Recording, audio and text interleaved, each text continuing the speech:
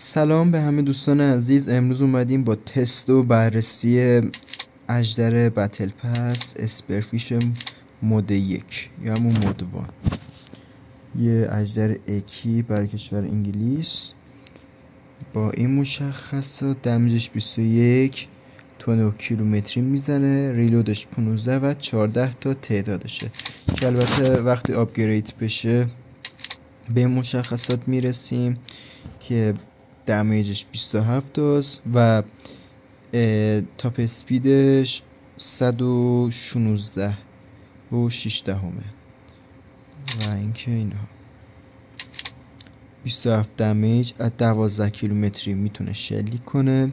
ریلودش 10.5 ثانیه است و تعدادش هم 21.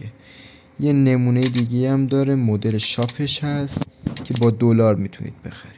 اینه این مدل مارکتیشه که ضد فلره ولی این فلر میخوره. این درست مثل اژدر تایگر شارک میمونه و با این حال تایگر شارک فکر کنم بهتر از این باشه. ویدیو تست و بررسیشو بعدم براتون میذارم. بعد بریم حالا یه تستش هم میکنیم تو ادامه ویدیو و اصلا برای زیردریایی فوق العاده است برای زدنش، مخصوصا این برای این کشتی که 3 تا اژدر داره. برای سفت آیپ 55A فوق العاده است.